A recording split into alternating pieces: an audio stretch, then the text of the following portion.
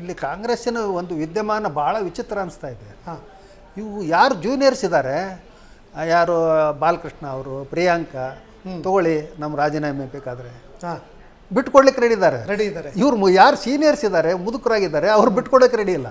ಹಾಂ, ಬೇಕೇ ಬೇಕು ಅಂತ ಇವ್ರು ನೋಡಿ, ಈಗ ಪುಟ್ಟರಂಗ ಶೆಟ್ಟಿ ಅವರು ಅವರೇ ಸಮಾಧಾನ ಆಗ್ತಾರೆ ಬಿಡಿ ಅಂತೇಳಿ, ಅವರ ಭಾವನೆ ಅವರಲ್ಲಿ ಬರಲಿಲ್ಲ. ಯಾಕೆ ಬರಲಿಲ್ಲ ಅಂತೇಳಿ ಸಹಿತ ಒಂದು ಆತ್ಮಾವಲೋಕನ ಮಾಡ್ಕೊಳ್ಬೇಕು. ಪಕ್ಷದ ಒಂದು ಏನಿದೆ, ಪಕ್ಷದಲ್ಲಿ ಯಾವ ರೀತಿ ಒಳಗಡೆ ಸಂಘಟನೆ ಮತ್ತು ಬದ್ಧತೆಗಳು ಯಾವ ರೀತಿಯಲ್ಲಿದ್ದಾವೆ, ಯಾವ ಮಟ್ಟದಲ್ಲಿದ್ದಾವೆ. ಬರೀ ಅಧಿಕಾರದ ಆಗ್ತಾ ಇದೆಯಲ್ಲ, ಪಕ್ಷದ ಬಗ್ಗೆ ಯಾರಿಗೂ ವಿಚಾರ ಇಲ್ಲ, ಕಳಕಳಿ ಇಲ್ಲ. ಇವತ್ತು ನಾನು ನಿನ್ನೆನೂ ಹೇಳ್ತಾ ಇದ್ದೆ, ಕಾಮರಾಜ್ ಪ್ಲ್ಯಾನ್ ಅಂತಂದ್ರೆ ಪಕ್ಷ ಸಂಘಟನೆಗೆ ಒತ್ತು ಕೊಡಬೇಕಂತೇಳಿ. ಪಕ್ಷ ಇದ್ದರೆ ಮಂತ್ರಿಗಳು, ಮುಖ್ಯಮಂತ್ರಿಗಳು, ಎಲ್ಲ ಪಟ್ಟಗಳು, ಎಲ್ಲ ಸಿಂಹಾಸನಗಳು. ಪಕ್ಷನೇ ಇಲ್ಲ ಅಂದರೆ ಏನು ಮಾಡ್ತೀರಾ ನೀವು? ಹಾಗಾಗಿ ಪಕ್ಷದ ಬಗ್ಗೆ ಚಿಂತೆ ಮಾಡ್ತಕ್ಕಂಥವ್ರಿಲ್ಲ, ಬರೀ ಪಟ್ಟಗಳ ಬಗ್ಗೆ ಚಿಂತೆ ಮಾಡ್ತಕ್ಕಂಥವ್ರೆ. ಈಗ ಕಾಂಗ್ರೆಸ್ ಪಕ್ಷದಲ್ಲಿ ಸರ್ ಇದು ಕೂಡ ಒಂದು ಪ್ರತೀತಿನೇ ಆಗ್ತಾ ಇದೆ ಸರ್. ಬೇರೆಯವರೆಲ್ಲರೂ ಕೂಡ ಯಾರ್ಯಾರು ದೊಡ್ಡ ದೊಡ್ಡ ಲೀಡರ್ಸ್ ಇದ್ದಾರೆ ಎಲ್ಲರೂ ಬಿಟ್ಟು ಹೋಗೋದು BJPಯಲ್ಲಿ CM ಮತ್ತೊಂದು ಮಗದೊಂದು ಅಂತ ಎಲ್ಲ ಆಗ್ತಾ ಇದ್ದಾರೆ. ಈ ಅಧಿಕಾರದ ದಾಹ ಇದೆಯಲ್ಲ, ಅದೇ ಕಾಂಗ್ರೆಸ್ನ ಈ ಒಂದು ಸ್ಥಿತಿಗೆ ಕಾರಣನ ಹೇಗೆ ಅಂತ. ಅದೇ ಅಲ್ಲಿ ನೋಡಿ, ಈ ಹಿಂದೆ ಕಾಮರಾಜ್ ಅವರು ಪ್ಲ್ಯಾನ್ ಮಾಡಿದಾಗ ತುಂಬ ಬಲಿಷ್ಠವಾಗಿ ಏನಂತಂದರೆ ಇದನ್ನ ಪಕ್ಷವನ್ನು ಸಂಘಟಿಸಿದರು ಅವರು. ಅವತ್ತಿನ ಕಾಲದಲ್ಲಿ ಕುಸಿತೋಗಿತ್ತು ಅದು. ಅವರು ನೆಹರು ಅವರು ನಾನ್ ಅಲೈನ್ ಮೂಮೆಂಟ್ ಅಂತೇಳಿ ಇಂಟರ್ನ್ಯಾಷನಲ್ ತಿರುಗಾಡ್ತಾ ಇದ್ರು ಅವರು.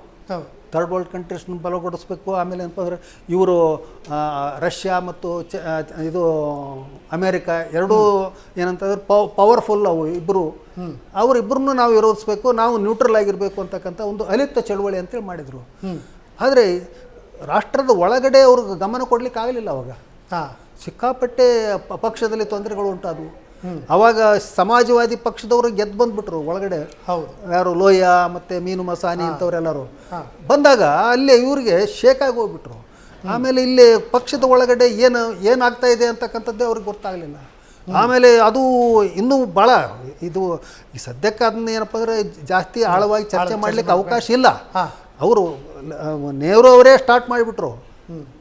ಪುರುಷೋತ್ತಮ್ ಟಂಡನ್ ಅವರಿಗೆ ರಾಜೀನಾಮೆ ಕೊಟ್ಟರೆ ನಾನೇನಪ್ಪ ಅಂದ್ರೆ ಮುಂದುವರಿತೀನಿ, ಇಲ್ಲಾಂದ್ರೆ ನಂದೊಂದು ರಾಜೀನಾಮೆ ತೊಗೊಳ್ರಿ ಅಂತೇಳಿ ಒನ್ ಮ್ಯಾನ್ ಒನ್ ಪೋಸ್ಟ್ ಅಂತಿದ್ದನ್ನು ವಯೋಲೇಟ್ ಮಾಡಿ ನೆಹರು ಅವರೇ ಏನಂತಂದರೆ ಪ್ರಧಾನಿನೂ ಆದರೂ ಅಧ್ಯಕ್ಷರಾಗಿದ್ದಕ್ಕೆ ಪರಿಣಾಮ ಅದಾಗಿಬಿಡ್ತೀವಿ. ಆಯಿತು, ಏನು ಎಲ್ಲ ಕುಸಿದೋಗಿಬಿಡ್ತು. ಅವರಿಗೆ ಅದನ್ನ ಸಮತೋಲನ ಮಾಡಲಿಕ್ಕಾಗಲಿಲ್ಲ. ಅದನ್ನ ದೃಷ್ಟಿಕೋನ ಯಾವ ರೀತಿಯಿಂದ ಇಟ್ಟುಕೊಳ್ಬೇಕು, ಅದನ್ನೆಲ್ಲ ನಿಯಂತ್ರಿಸಬೇಕು ಅಂತಕ್ಕಂಥದ್ದಾಗಲಿಲ್ಲ. ಆಲ್ ಇಂಡಿಯಾ ಲೆವೆಲ್ನಲ್ಲಿ ಇವತ್ತು ಕಾಂಗ್ರೆಸ್ಸು ಏನಾದರೂ ಅವತ್ತು ಮತ್ತೆ ಮರುಜೀವ ಪಡ್ಕೊಂಡಿದ್ದಿತ್ತಂದ್ರೆ ಕಾಮರಾಜ್ ಅವರಿಂದ. ಕಾಮರಾಜ್ ಅವರು ಅದನ್ನು ಪರ್ಫೆಕ್ಟ್ ಮಾಡಿ ಆಮೇಲೆ ಲಾಲ್ ಬಹದ್ದೂರ್ ಶಾಸ್ತ್ರಿ ಅವ್ರನ್ನ ಗೆಲ್ಲಿಸ್ಲಿಕ್ಕೆ ಏನಂತಂದ್ರೆ ಪ್ರಯತ್ನ ಮಾಡಿದ್ರು. ಆಯಿತು, ಅದು ಸಕ್ಸಸ್ ಆದರು ಅವರು. ಅವತ್ತು ಕಾಮರಾಜ್ ಅವ್ರ ಪ್ಲ್ಯಾನ್ ಅಂತೇಳಿ ಇವತ್ತಿನವರೆಗೂ ಭಾಳ ಪ್ರಸಿದ್ಧ ಇದೆ ಅಲ್ಲಿ. ಎಲ್ಲಿ ಕಾಮರಾಜ್ ಪ್ಲ್ಯಾನ್ ಅಂತೇಳಿ ಹೇಳಲಿಕ್ಕೆ ಅಷ್ಟೇ ಇಟ್ಕೊಂಡಿದ್ದಾರೆ ಅಷ್ಟೇ. ಆದ್ರಪ್ಪ ಅಂದ್ರೆ ಅದು ಇವತ್ತು ಅದೆಲ್ಲ ಕಸದ ಬುಟ್ಟಿಗೆ ಸೇರಿದೆ ಅಂತ ಹೇಳಿ ಈ ಎಲ್ಲ ಬೆಳವಣಿಗೆಗಳು ತೋರಿಸ್ತಾ ಇದ್ದಾರೆ.